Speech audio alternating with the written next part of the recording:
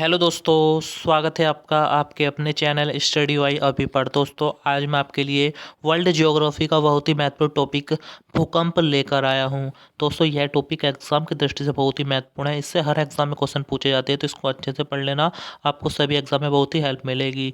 दोस्तों, अगर वीडियो अच्छी लगे तो लाइक करना, चैनल को सब्सक्राइब करना और कमेंट करके जरूर बताना है कि वीडियो कैसी लगी। अपने दोस्तों के साथ शेयर करना बिल्कुल नहीं भूलना है। ठीक है दोस्तों, वीडियो को पूरा जरूर देखना है, स्किप बिल्कुल मत करना। आइए दोस्तों, शुरू कर लेते हैं फर्स्ट क्वेश्चन से। दोस्तों, फर्स्ट क्वेश्चन है, भूकंप का अध्ययन क्या कहलाता है। दोस्तों, मैं आपको मैप के माध्यम से बताऊंगा, फोटो के माध्यम से बताऊंगा, तो आपको अच्छे से समझ में आएगा। ठीक है दोस्तों, वीडियो को पूरा जरूर देखना है।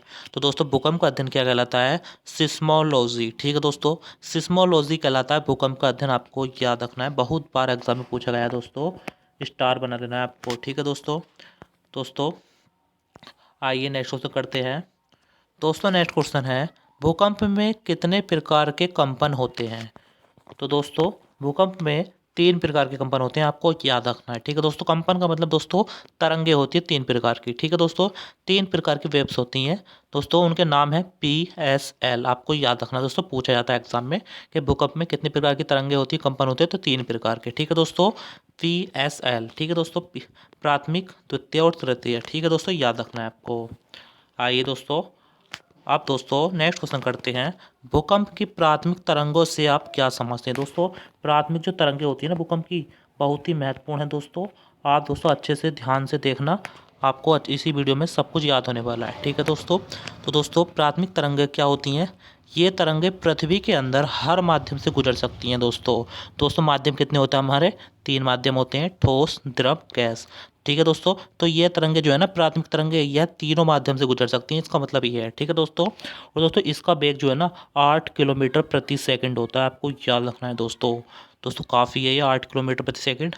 इसकी गति सभी तरंगों में अधिक होती है। ठीक है दोस्तों, 8 किलोमीटर प्रति सेकंड वेग होता है ना, तो बहुत अधिक होती है सारी तरंगों में इसकी गति, आपको याद रखना है। ठीक है दोस्तों, जिससे ये तरंगे किसी भी स्थान पर सबसे पहले पहुंच जाती हैं। जब ये दोस्तों इनकी चाल सबसे तेज़ होती है, 8 किलोमीटर प्रति सेकंड होती है, तो ये सबसे जल्दी पहुंच जाएगी किसी भी स्थान पर। ठीक है दोस्तों, तरंगों का मार्ग जो है ना दोस्तों, इन तरंगों का मार्ग नतोदर होता है, आपको याद रखना है। ठीक है दोस्तों, पूछा जाता है, नतोदर प्रकार का होता है इनका मार्ग। दोस्तों, इन तरंगों को पी तरंगे भी कहते हैं। जैसे मैंने दोस्तों ऊपर वाले क्वेश्चन में बताया, PSL 3 प्रकार की तरंगे होती हैं। तो दोस्तों, पहली जो प्राथमिक तरंगे होती हैं उन्हें ही पी तरंगे कहते हैं। आप दोस्तों इसकी ट्रिक ऐसे याद रख सकते हैं, पी से प्राथमिक, पी से पी तरंग। ठीक है दोस्तों, ऐसे भी याद रख सकते हैं। दोस्तों, ये तरंग पृथ्वी के केंद्र से गुजरती हैं। ठीक है दोस्तों, आपको याद रखना है, पृथ्वी के केंद्र से गुजर सकती हैं ये तरंगे, परंतु यहाँ उनका वेग कम हो जाता है। दोस्तों, जैसे ही ये पृथ्वी के केंद्र से होकर जाती है ना, उनका वेग जो है ना कम हो जाता है, आपको ये याद रखना है। ठीक है दोस्तों, आशा करता हूँ क्वेश्चन आपको समझ में आ गया दोस्तों, बहुत ही महत्वपूर्ण क्वेश्चन है, याद रखना है आपको। दोस्तों, यह हर माध्यम से गुजर सकती हैं, इनका वेग सभी तरंगों पर सबसे ज़्यादा होता है, और ये किसी भी स्थान पर सबसे पहले पहुँच सकती हैं। ठीक है दोस्तों, इन्हें ही पी तरंगे कहते हैं। और दोस्तों, ये पृथ्वी के केंद्र से गुजरती हैं, तो इनका वेग कम हो जाता है, आपको याद रखना है। ठीक है दोस्तों, इंपॉर्टेंट क्वेश्चन है। आइए नेक्स्ट क्वेश्चन कर लेते हैं। दोस्तों, नेक्स्ट जो क्वेश्चन हमारा वो है, एस तरंगों से आप क्या समझते हैं। दोस्तों, एस तरंगे मतलब दूसरी प्रकार की तरंगे जो होती है, द्वितीय तरंगे भी कहते हैं दोस्तों इन्हें। ठीक है दोस्तों, एस तरंगे क्या होती हैं? ये तरंगे अनुप्रस्थ होती हैं। ठीक है दोस्तों, याद रखना, अनुप्रस्थ होती हैं ये तरंगे। दोस्तों, अनुप्रस्थ प्रकृति पता है कैसे होती है? अनुप्रस्थ हो जाए, जैसे हम किसी पानी में हम कोई पत्थर फेंकते हैं। ठीक है दोस्तों, जो आपको दोस्तों तरंगे दिखती हैं दूर दूर जाती है गोल गोल प्रकार की, तो वो अनुप्रस्थ तरंगे होती है। ठीक है दोस्तों, याद रखना है आपको। ये तरंगे केवल ठोस माध्यम में गमन कर सकती हैं। ठीक है दोस्तों, जो हमारी प्राथमिक तरंगे थीं वो तीनों माध्यम में गुजर सकती थीं, और ये हैं ठोस तरंगे, ये सिर्फ ठोस माध्यम में गुजर सकती हैं। ठीक है दोस्तों, याद रखना आपको।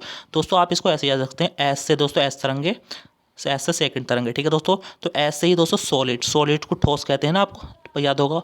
तो सॉलिड मतलब ठोस, तो ठोस माध्यम से गुजर सकती हैं। और दोस्तों, इन तरंगों, ये तरंगे जो होती हैं द्वितीय तरंगे होती है, जैसे मैंने आपको बताया आपको। ठीक है दोस्तों, तो याद रखना है आपको। दोस्तों, आपको क्या रखना है इसमें याद? अनुप्रस्थ होती हैं और ये ठोस माध्यम से गुजर सकती हैं। ठीक है दोस्तों, और दोस्तों इनका वेग जो होता है ना, वो होता है 4 किलोमीटर प्रति सेकंड। ठीक है दोस्तों, याद रखना है आपको। आइए दोस्तों, नेक्स्ट क्वेश्चन कर लेते हैं।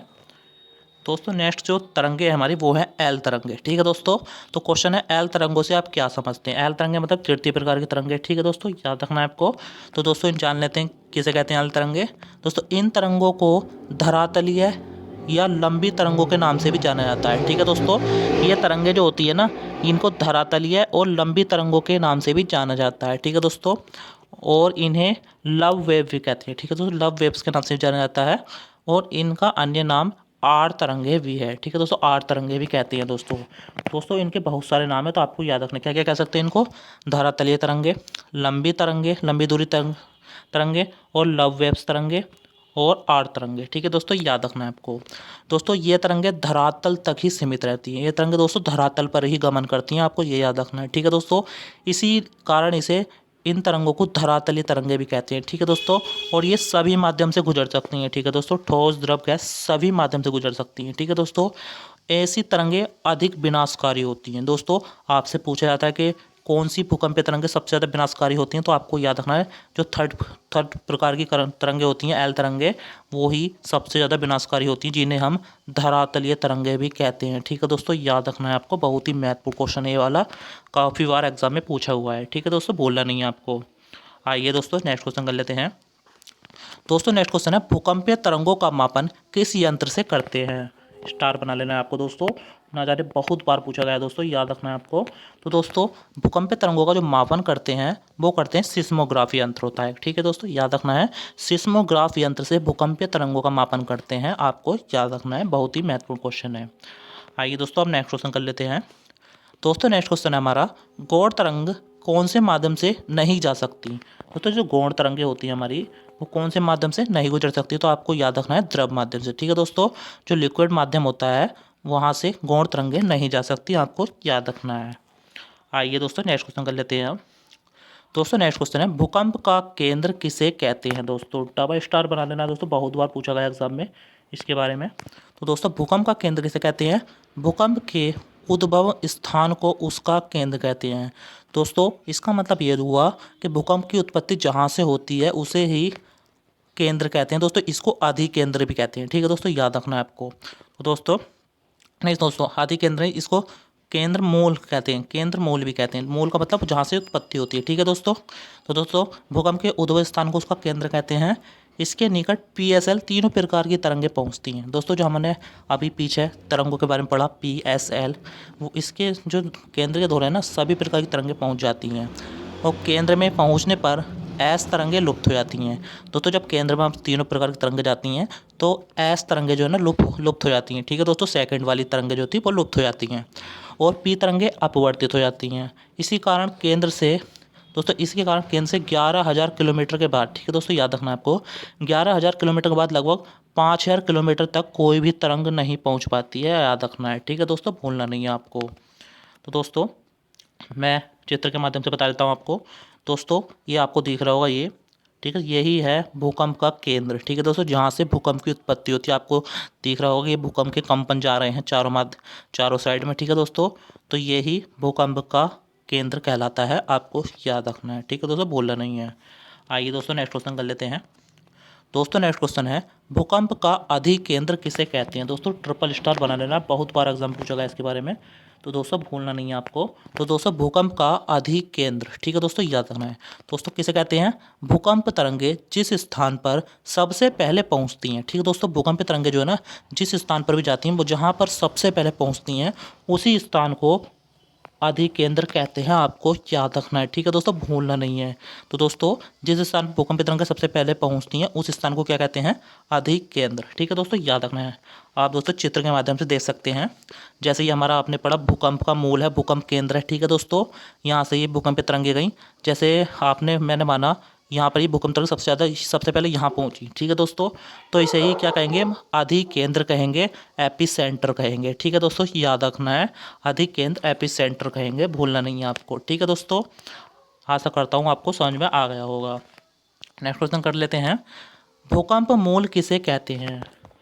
स्टार बना लेना है दोस्तों, जैसे कि आपको मैंने ऊपर बताया, केंद्र या भूकंप मूल एक ही बात होती है। ठीक है दोस्तों, तो भूकंप मूल किसे कहते हैं, जिस स्थान से भूकंप की उत्पत्ति होती है। ठीक है दोस्तों, उसे ही भूकंप मूल कहते हैं या उसका केंद्र कहते हैं, जैसे हमने ऊपर पढ़ा था। तो आपको कंफ्यूज नहीं होना है, भूकंप मूल और केंद्र एक ही बात होती है। ठीक है दोस्तों, भूलना नहीं है।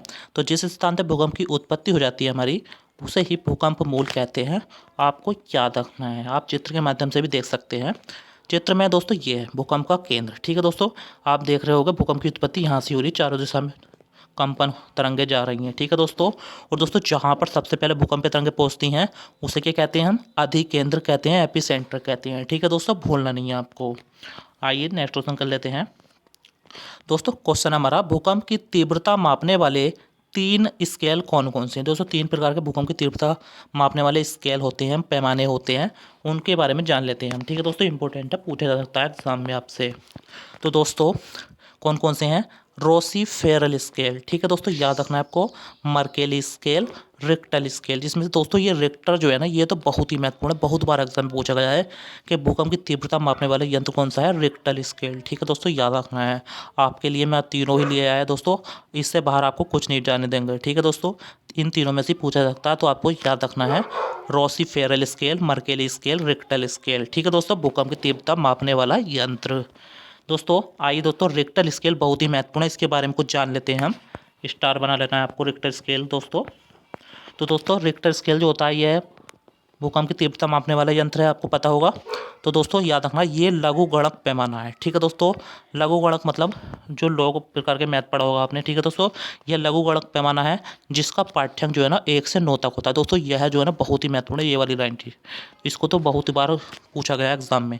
तो आपको याद रखना दोस्तों, रिक्टर स्केल पर जो है ना 1 से 9 तक के नंबर लिखे हुए होते हैं, आपको ये याद रखना जरूर। ठीक है दोस्तों, तो जिसका पाठ्यांक क्या होता है? 1 से 9 तक होता है।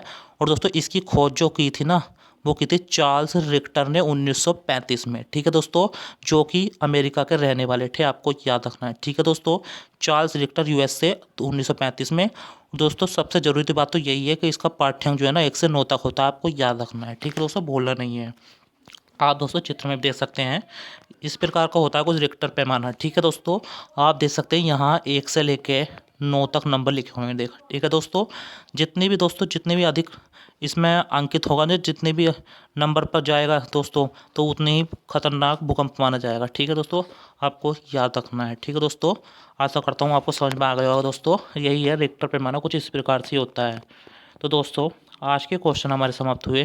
दोस्तों अगर वीडियो पसंद आई, मेरा पढ़ाया हुआ पसंद आया, तो वीडियो को जरूर लाइक करें, अपने दोस्तों के साथ शेयर करना बिल्कुल नहीं भूलें। दोस्तों बहुत ही महत्वपूर्ण वीडियो है ये, आपके जितने भी एग्जाम आने वाले हैं, रेलवे, एनटीपीसी, ग्रुप डी, सब में यहाँ से क्वेश्चन पूछे जाते हैं जरूर। ठीक है दोस्तों, तो भूलना नहीं है आपको। तो दोस्तों वीडियो देखने के लिए बहुत बहुत धन्यवाद। मिलते हैं नेक्स्ट वीडियो में, तब तक के लिए जय हिंद, जय भारत।